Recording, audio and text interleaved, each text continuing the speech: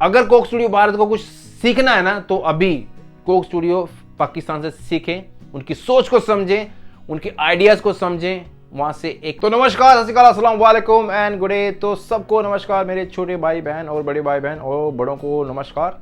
तो चलो यार, ओ यारा गाना आया था कोक स्टूडियो 15 सीजन का, मैंने उसके ऊपर रिएक्शन किया। तो मैंने गेस किया था कि कोक स्टूडियो जो जुल्फी भाई की वो क्रिएशन थी ओ यारा, उसके पीछे का उनका साइकोलॉजिकल जो थॉट प्रोसेस था उसमें क्या सोच थी। तो यार जर्नी देखनी है कि मेरे जो सोच थी और जुल्फी भाई की सोच थी उसमें कितना डिफरेंस है। तो I am very curious to watch. मैंने पहले कहा था जब मैंने बनाया था कि मैं इसको जरूर देखेगा और मैं समझने की कोशिश करूंगा कि जब जुल्फी भाई ने ये प्रोजेक्ट क्रिएट किया, सोचा इसके बारे में, तो उनकी उस टाइम पे थॉट प्रोसेस क्या था कि यार इसका जो हिडन मैसेज है वो कैसे पहुंचाया जाएगा और कैसे उन्होंने पहुंचाया और कैसे लोगों ने उसको लिया। तो मैं उनकी सोच देखना चाहता हूं क्योंकि जुल्फी भाई के मैं सोच का वैसे ही बहुत बड़ा फैन हूं, क्योंकि ऐसी सोच वाले इंसान हर जगह नहीं मिलते हैं, जहां मिलते हैं पकड़ लीजिए, छोड़िएगा मत। चलो यार स्टार्ट करते हैं मैजिकल जर्नी ऑफ ओ यारा का कोक स्टूडियो 15 पाकिस्तान का। और पाकिस्तान कोक स्टूडियो 15 को मेरा सलूट है यार कि वो जो छोटे छोटे उनके जेस्चर होते हैं, हिडन मैसेज होते हैं, वो बहुत ही हेल्पफुल होते हैं बहुत सारे लोगों के लिए एज एन एंटरटेनमेंट वाइज, और अगर आप देख लीजिए एज मैसेज वाइज। तो मैं इसको बहुत देखने और समझने की कोशिश करूंगा, गौर से देखने की कोशिश करूंगा कि भाई की एक सोच क्या थी। चलो यार स्टार्ट करते हैं। कोक स्टूडियो मैजिकल जर्नी ओ यारा। आई थिंक अगर हम लास्ट कोई 2-3 साल की बात करें, उसमें अगर कोई कुछ स्टैंड आउट आर्टिस्ट्स की बात करें ना, तो Abdul Hanan has been one of them. One of these days he just sent me a voice note, कोई 1 मिनट का था। ना बताऊं the moment I heard it ना, पता नहीं मेरे दिल को तो ऐसे वो करके लगा कि even though it's coming from the younger generation, but I felt he's also saying what I in a way want to say as well. What is your story, Anand? The story goes back to बचपन वाला point, जिस तरह सब musicians का होता है, सारे यही बात करते हैं कि मुझे शुरू से शौक था, वही मेरा भी यही सीन है। मुझे याद है मुझे इतना अच्छा गाना आता नहीं था, लेकिन मैं कोशिश ज़रूर करता था।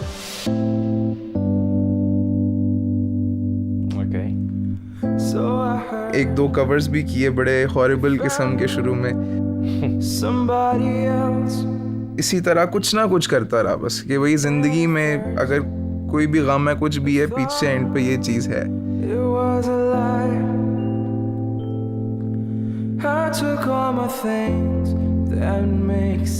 ये मेरी लाइफ का एक सेफ्टी नेट है। कोई आतिफ असलम की एल्बम आई है, वो सुन के कान इमेजिन करना है कि जी मैं परफॉर्म कर रहा हूँ, बहुत फार फेच्ड लगता था, लेकिन पता नहीं क्यों एक वो थी फीलिंग कि शायद मे बी ये हो सकता है। सही था। यस भाई, आपने ठान ली तो हो सकता। ये मेरा पहला गाना था और मुझे ये था कि शायद क्या कौन ही सुन लेगा, मतलब मुझे कौन जानता है। जानते एक ऐसी वायरलिटी जो मैं एक्सपेक्ट नहीं कर रहा था कि ये कैसे हो गया। ओके, हल्के फुल्के गिग्स आना शुरू हो गए थे, अकूस्टिक गिटार मैंने पकड़ा है और मैंने कुछ लाइंस जब शुरू की हैं,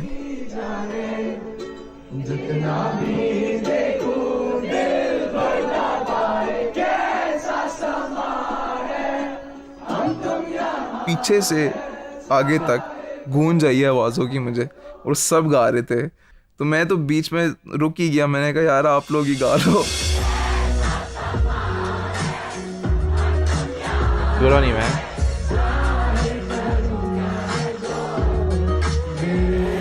तो गाना इसी ने लिखा खुद।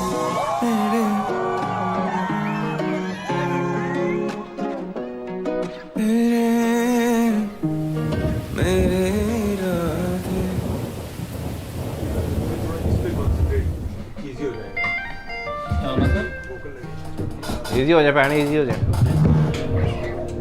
इन सवालों में कब से यूं फंसा हूं, राख सारे सफ़े पर लिख रहा हूं। जुल्फी भाई मैसेज मी ऑन इंस्टाग्राम, थोड़ा सा मुझे हुआ कि क्या ही बात हो सकती है। जब तक कुछ हो नहीं जाता ना, मैं बहुत उस तरह का हूँ कि मुझे यकीन नहीं आ रहा। मैं कहता हूँ बस मेरी सिलेक्शन हो गई है, वो वाला सीन के नहीं अभी नहीं।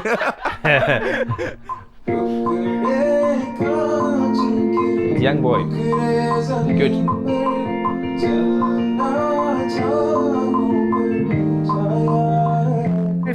very true to his own self. और एक पाकिस्तानियत है उसकी मेलोडी में, जो कि आपको आपका 90s का भी म्यूजिक, और उसकी मेलोडी में, उसकी राइटिंग में वो एक पॉइंट है, ऑलरेडी नॉस्टैल्जिया एग्जिस्ट करती है.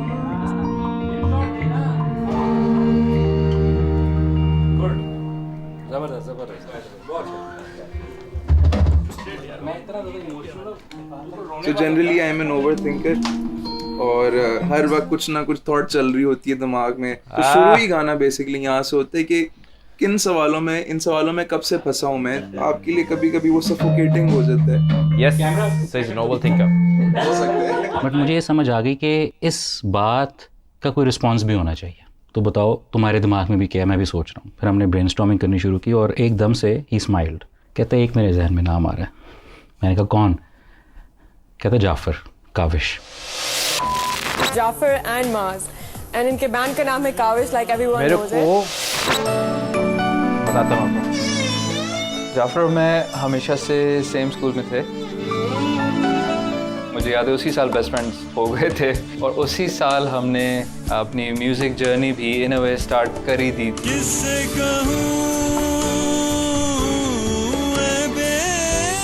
हम दोनों का बैलेंस बड़ा अच्छा है. We've known each other for almost 25 years now.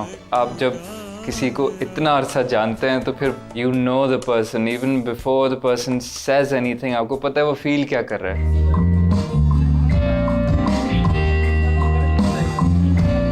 मेरे को BSP रॉक्स ने भाई ने मैसेज किया. इनके जो पेरेंट्स है ना, mother was legendary singer. She passed away 2 years ago, I think 2022 में. ये वाला पार्ट मुझे था. अभी हम सोच रहे हैं कि वहाँ ब्रेक होनी चाहिए.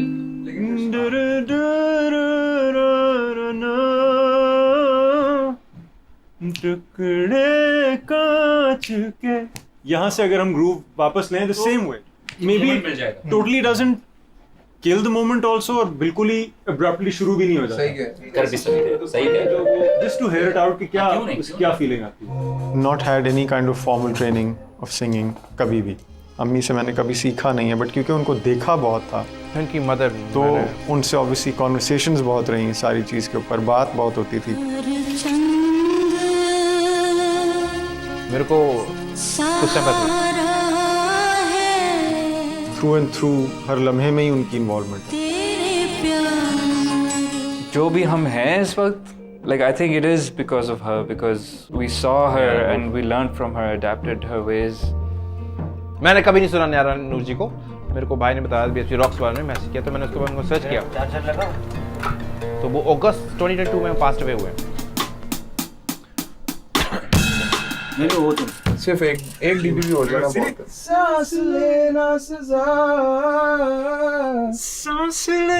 सजा के जैसे सांस लेना ही नहीं आ रहा ना, मतलब उस टाइप की सिचुएशन नहीं होती. You just need that emotion. अगर तो you think you can now go into that, क्योंकि वो इतना पक्का हो गया करना बहुत चले जो है वो भी खराब. बिल्कुल ही नहीं. The first step in the song was this jam session where everybody just kind of played live. So when you do get these live recordings and you get to play with that, it's like a whole new super exciting feeling. I'm somebody who has always made music that's kind of more electronically leaning, but with this one I really got to kind of experiment with this more kind of organic sound palette. There's so much relatability in how stripped back and just sort of intimate it is. Going to be a lot of people's 3 a.m. headphones in dark room kind of listening. Like it's one of those songs. जब lyrics मैंने सुने, it was somehow a reminder of that time जो मैं खुद गुजार के आ चुका हूँ, कि जिसमें अगर आपको समझ नहीं आ रहा, you're confused, you're looking for answers and you can't find them. Things don't change. जिंदगी की ऊंच नीच नहीं बदलती, वो ख़त्म नहीं हो जाती. Yes. The bottom line भी इस गाने के लिए हमारी यही थी कि बिल्कुल किसी को ये नहीं बताना कि सब ठीक हो जाएगा. So he's not saying कि कोई ऐसा रिजॉल्व है जिसमें सब ठीक हो जाएगा. He's not saying that तू संभल जाएगा. So it's up to us. How we absorb it, how we accept it, maybe how we surrender to it sometimes, and how we embrace it. तो उसी में ये वाले लिरिक्स, बट वो किस तरह है मैं भी नहीं जानता. वो बस बैठे बैठे एक ही दिन में आई थिंक दोनों होते तो ऐसे होते। Very important. गाने को किधर लेके जाना था टुवर्ड्स द एंड, वो एक डिस्कशन हमारा तकरीबन 2 महीने से चल रहा है। वी जस्ट कुडंट कंक्लूड, तो बिकॉज उसने नहीं होना था तो वो बात कहीं नहीं गई। और जब एक चीज़ होनी थी it just took a couple of hours, तो मेलोडी मैंने अगले दिन ही जाकर फिर जुल्फी भाई को सुनाई and he really liked it.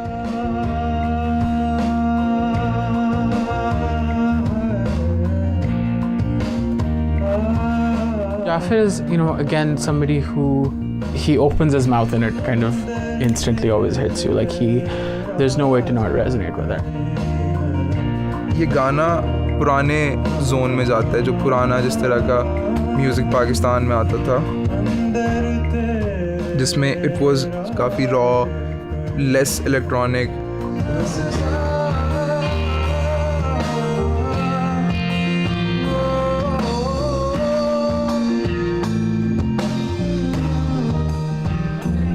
मैं अभी तक समझने की कोशिश कर रहा हूँ वो थॉट प्रोसेस भाई का गाने से बढ़ के फिर आपके लिए एक जर्नी बन जाती है ट्रांसफॉर्मेशनल। और लोगों के लिए भी वही बाय द वे मैटर करता है। उनको भी लग ये रहा होता है वो गाना सुन रहे हैं लेकिन वो जर्नी सुन रहे हैं। Exactly, that's the best part. अच्छी बात है, you look at it like this. बहुत अच्छा।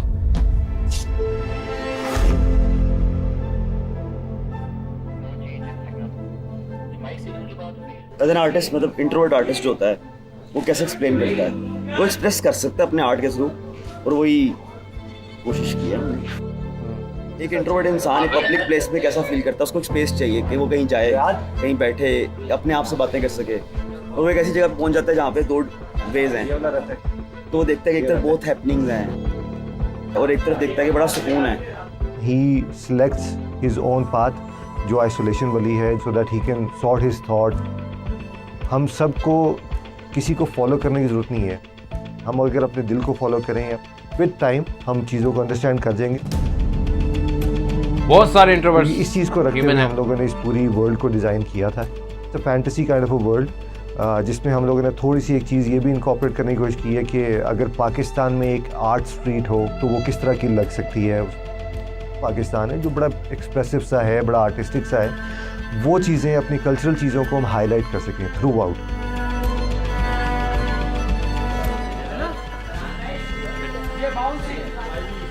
हम लोग अभी अभी पहली बार सेट पे आए हैं। इतना डिटेल्ड सेट एटलीस्ट मैंने तो अपनी ज़िंदगी में कहा है। It just compliments the song a lot. बिल्कुल सेट वाली फीलिंग ही नहीं आ रही, व्हिच इज़ क्वाइट अमेजिंग। कहाँ से वो चीज़ शुरू हुई थी और कहाँ पहुँच गई है, sharing all of this with such amazing musicians, legends. यार मेरे को हमेशा लगता है कि मैं भी वहाँ पे ही हूँ, पता नहीं मेरा कंसंट्रेशन इतना स्ट्रॉन्ग है कि मैं पहुँच जाता मेंटली। और मैंने ऐसा देखा नहीं इंस्ट्रूमेंट कभी यार। तो मुझे गाना बहुत अच्छा लगा है, खानदान से मैं बहुत इंस्पायर्ड हूँ। और अगर ये लोग मुझे इस गाने में नहीं रखते तो मैंने लटक जाना था कपड़ों पे कि भाई मुझे बजाना है इस गाने में। मेकअप आर्टिस्ट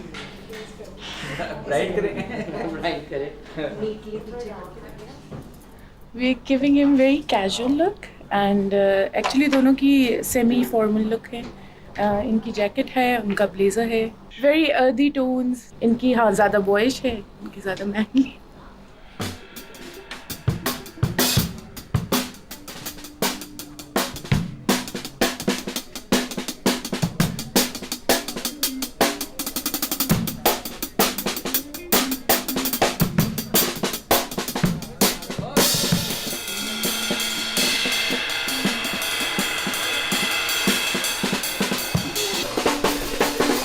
जो मैं ढूंढना समझने की कोशिश कर रहा हूँ मेरे को अब तक मिल नहीं रहा है।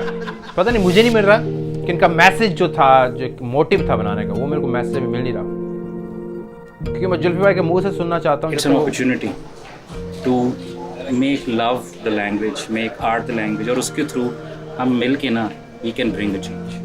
बस दैट चेंज, वो जो काइंडनेस ले आए, वो चेंज जो नफरत ख़त्म कर दे, वो वाला चेंज। और वो ऐसे ही होना है, आर्ट के थ्रू होना है, प्यार के थ्रू होना है। This is a fact.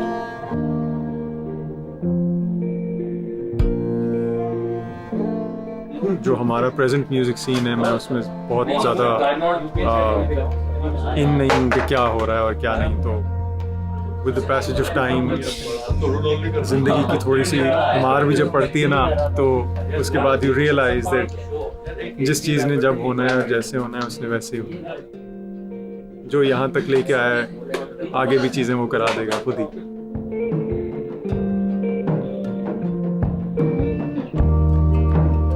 मैंने अपने आप में जो वो था ना, ओवर थिंक करके अपने आप को सेल्फ डाउट, उस सेल्फ डाउट से मैंने अपने आप को बहुत हद तक निकाल दिया है।